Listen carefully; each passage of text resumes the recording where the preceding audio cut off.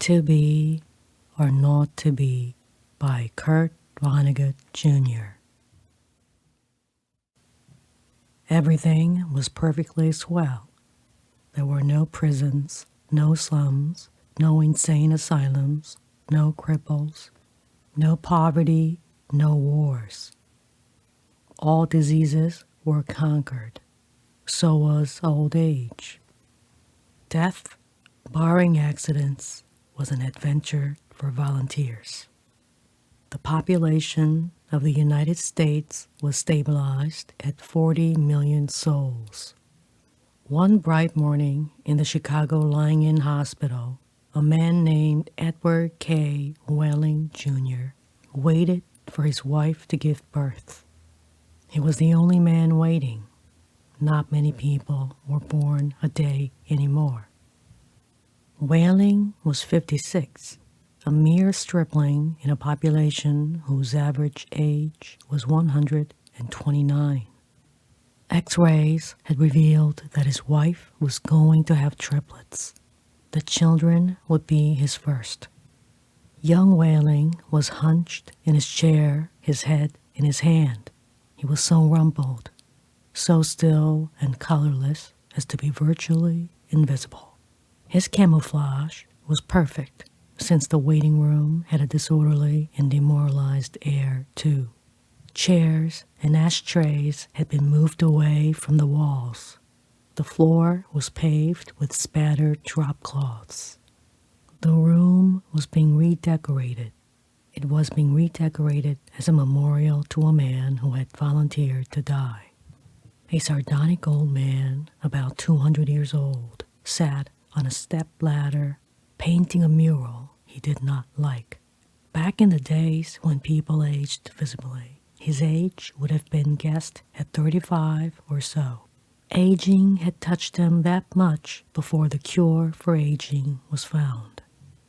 The mural he was working on depicted a very neat garden. Men and women in white, doctors and nurses, turned the soil, planted seedlings, sprayed bugs, spread fertilizer. Men and women in purple uniforms pulled up weeds, cut down plants that were old and sickly, raked leaves, carried refuse to trash burners. Never, never, never, not even in medieval Holland nor old Japan, had a garden been more formal, been better tended. Every plant had all the loam, light, water, air, and nourishment it could use. A hospital orderly came down the corridor singing under his breath a popular song.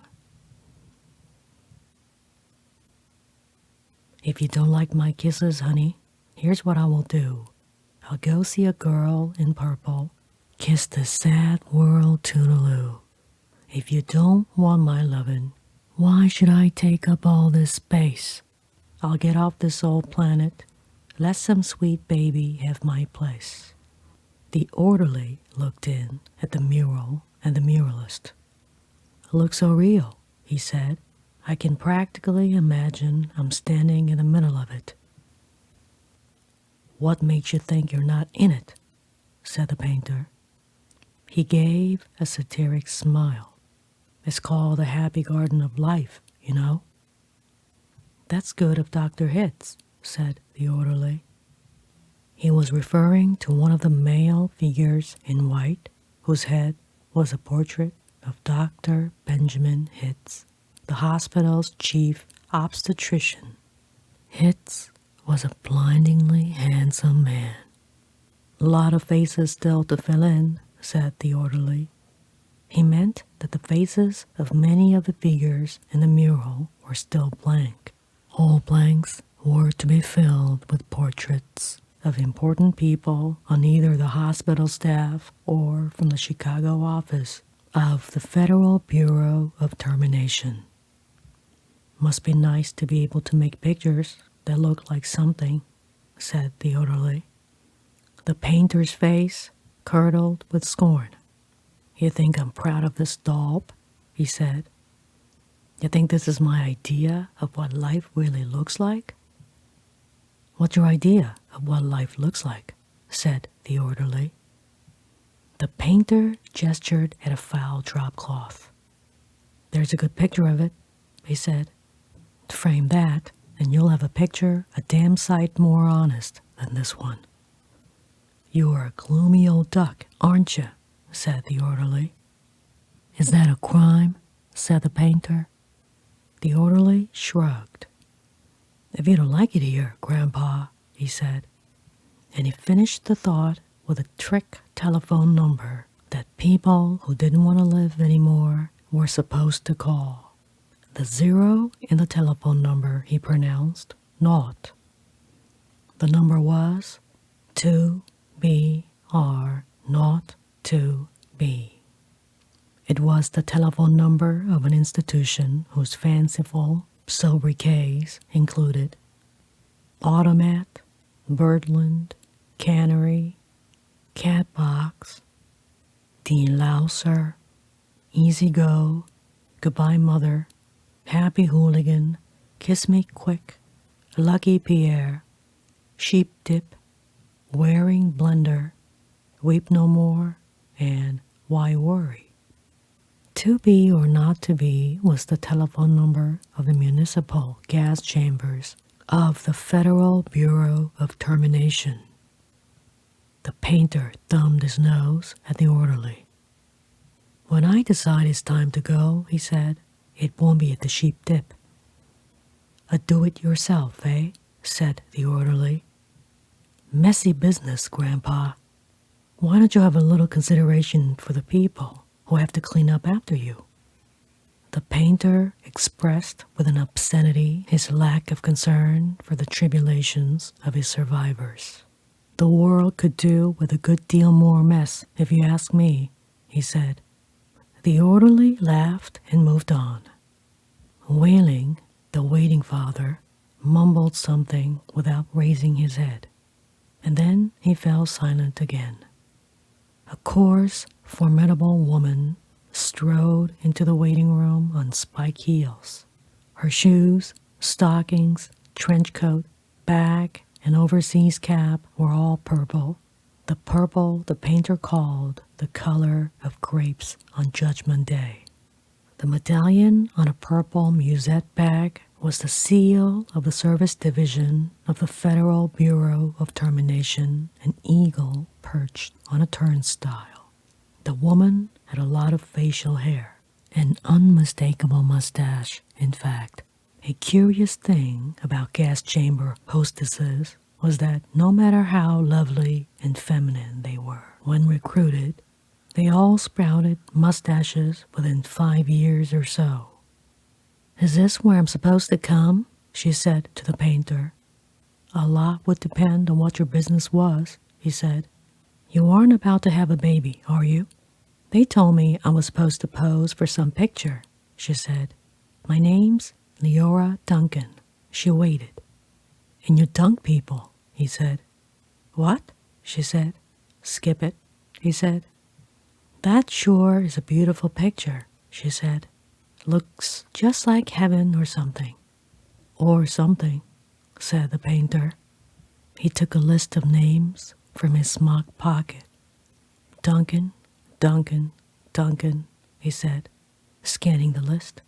Yes, here you are. You're entitled to be immortalized. See any faceless body here you'd like me to stick your head on? We've got a few choice ones left. She studied the mural bleakly. Gee, she said, they're all the same to me. I don't know anything about art. A body's a body, eh? He said. All righty. As a master of fine art, I recommend this body here. He indicated a faceless figure of a woman who was carrying dried stalks to a trash burner. That's more the disposal people, isn't it? I mean, I'm in service. I don't do any disposing. The painter clapped his hands in mock delight. You say you don't know anything about art, and then you prove in the next breath that you know more about it than I do. Of course, the sheaf carrier is wrong for hostess. A snipper, a pruner, that's more your line. He pointed to a figure in purple who was sawing a dead branch from an apple tree. How about her? He said. You like her at all? Gosh, she said, and she blushed and became humble. That puts me right next to Dr. Hitz. That upsets you? He said. Good gravy, no, she said. It's just such an honor. Ah, you admire him, eh? He said. Who doesn't admire him? She said, worshipping the portrait of Hitz. It was the portrait of a tanned, white-haired, omnipotent Zeus, 240 years old. Who doesn't admire him? She said again. He was responsible for setting up the very first gas chamber in Chicago. Nothing would please me more, said the painter, than to put you next to him for all time. Sawing off a limb, that strikes you as appropriate? That is kind of like what I do, she said. She was demure about what she did. What she did was make people comfortable while she killed them. And while Leora Duncan was posing for a portrait, into the waiting room bounded Dr. Hitz himself. He was 7 feet tall, and he boomed with importance, accomplishments, and the joy of living. Well, Miss Duncan, he said, and he made a joke. What are you doing here? He said. This isn't where the people leave. This is where they come in. We're going to be in the same picture together, she said shyly. Good, said Dr. Hitz heartily. And say, isn't that some picture? I sure am honored to be in it with you, she said. Let me tell you, he said, I'm honored to be in it with you. Without women like you, this wonderful world we've got wouldn't be possible. He saluted her and moved toward the door that led to the delivery rooms. Guess what was just born, he said. I can't, she said. Triplets, he said. Triplets, she said. She was exclaiming over the legal implications of triplets. The law said that no newborn child could survive unless the parents of the child could find someone who would volunteer to die. Triplets, if they were all to live, called for 3 volunteers. Do the parents have 3 volunteers? Said Leora Duncan. Last I heard, said Dr. Hitz, they had 1, and were trying to scrape another 2 up.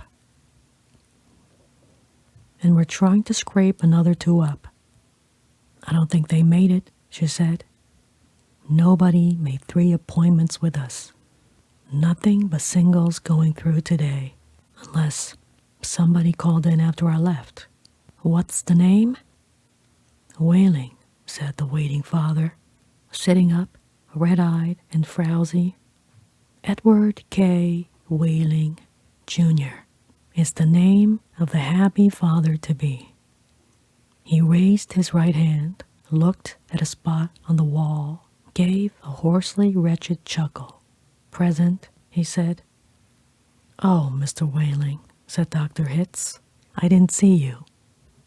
The invisible man, said Whaling. They just phoned me that your triplets have been born, said Dr. Hitz.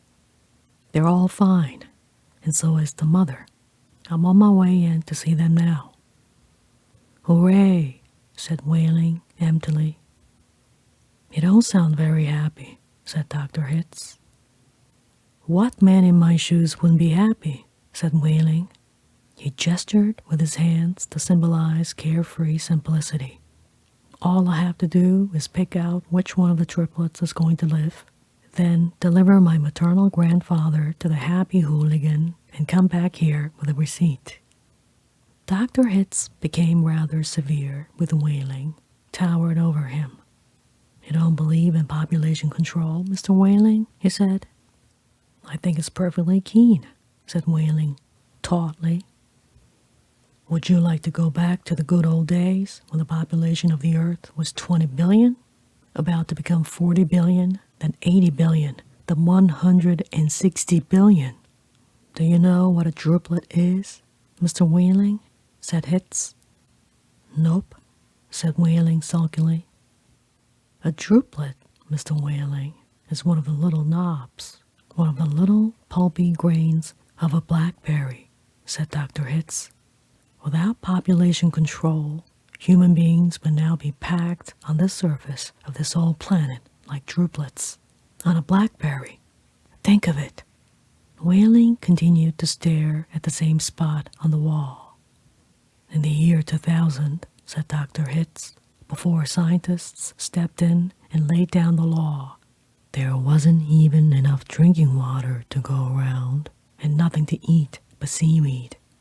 And still, people insisted on their right to reproduce like jackrabbits, and their right, if possible, to live forever. I want those kids, said Wheeling quietly. I want all three of them. Of course you do, said Dr. Hitz. That's only human. I don't want my grandfather to die either, said Wheeling. Nobody's really happy about taking a close relative to the cat box, said Dr. Hitz gently, sympathetically. I wish people wouldn't call it that, said Leora Duncan. What? Said Dr. Hitz. I wish people wouldn't call it the cat box, and things like that, she said. It gives people the wrong impression. You're absolutely right, said Dr. Hitz. Forgive me, he corrected himself, gave the municipal gas chambers their official title, a title no one ever used in conversation. I should have said Ethical Suicide Studios, he said. That sounds so much better, said Leora Duncan. This child of yours, whichever one you decide to keep, Mr. Wheeling, said Dr. Hitz, he or she is going to live on a happy, roomy, clean, rich planet, thanks to population control. In a garden like that mural there, he shook his head. 2 centuries ago, when I was a young man, it was a hell that nobody thought could last another 20 years. Now, centuries of peace and plenty stretch before us as far as the imagination cares to travel. He smiled luminously. The smile faded as he saw that Wheeling had just drawn a revolver. Wheeling shot Dr. Hitz dead. There's room for one, a great big one, he said. And then he shot Leora Duncan. It's only death, he said to her as she fell. There, room for 2. And then he shot himself, making room for all 3 of his children. Nobody came running. Nobody, seemingly, heard the shots. The painter sat on the top of his step ladder, looking down reflectively on the sorry scene. The painter pondered the mournful puzzle of life, demanding to be born, and once born, demanding to be fruitful, to multiply and to live as long as possible, to do all that on a very small planet that would have to last forever. All the answers that the painter could think of were grim, even grimmer, surely, than a cat box, a happy hooligan, an easy go. He thought of war. He thought of plague. He thought of starvation. He knew that he would never paint again. He let his paintbrush fall to the drop cloths below. And then he decided he had had about enough of life in the happy garden of life, too, and he came slowly down from the ladder. He took Wheeling's pistol, really intending to shoot himself, but he didn't have the nerve. And then he saw the telephone booth in the corner of the room. He went to it, dialed the well-remembered number, 2BR02B. Federal Bureau of Termination, said the very warm voice of a hostess. How soon could I get an appointment? He asked, speaking very carefully. We could probably fit you in late this afternoon, sir, she said. It might even be earlier, if we get a cancellation. All right, said the painter. Fit me in, if you please. And he gave her his name, spelling it out. Thank you, sir, said the hostess. Your city thanks you. Your country thanks you. Your planet thanks you. But the deepest thanks of all is from future generations.